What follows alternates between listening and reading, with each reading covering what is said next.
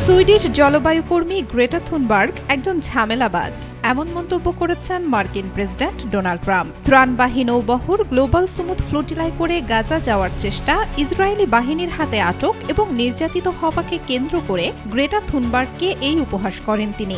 বলেন, গ্রেটা একজন উৎপাত সৃষ্টিকারী। তিনি এখন আর পরিবেশ নিয়ে কাজ করছেন না, তিনি এসব করে বেড়াচ্ছেন। তিনি যা করছেন তাতে তাকে চিকিৎসক দেখানো উচিত। তার রাগ নিয়ন্ত্রণজনিত সমস্যা আছে। সোমবার ওভাল অফিসে সাংবাদিকেরা গ্রেটা থুনবার্গ সম্পর্কে ট্রাম্পকে প্রশ্ন করলে তিনি একথা বলেন।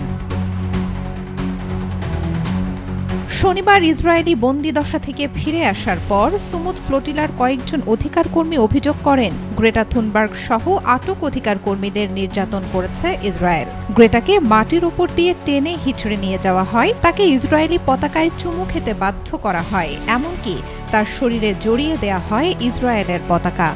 গ্রেটা বলেন, আটক ও নির্যাতন নিয়ে অনেক কিছু বলা যায়, কিন্তু সেটাই আসল গল্প নয়। আসল বিষয় হলো চোখের সামনে গণহত্যা চলছে, সরাসরি সম্প্রচারিত গণহত্যা।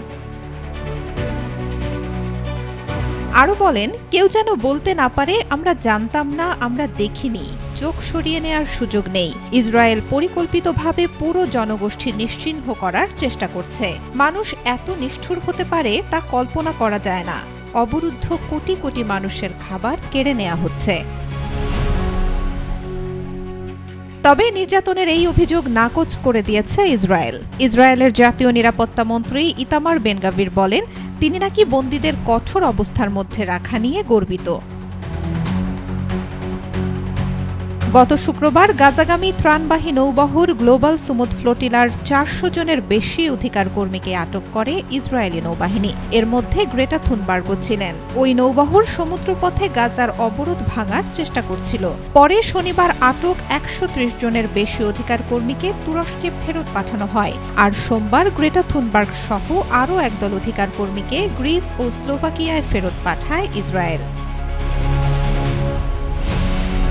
ডোনাল্ড ট্রাম্প ও গ্রেটা থুনবার্গের মধ্যে অনেক বছর ধরেই বিবাদ চলছে। তারা বিভিন্ন সময় একে অপরকে কথা দিয়ে আক্রমণ করেছেন। 2019 সালে গ্রেটা থুনবার্গ টাইম ম্যাগাজিনের বর্ষসেরা ব্যক্তিত্ব নির্বাচিত হলে তার সম্পর্কে ট্রাম্প বলেছিলেন, গ্রেটার রাগ নিয়ন্ত্রণজনিত সমস্যা আছে।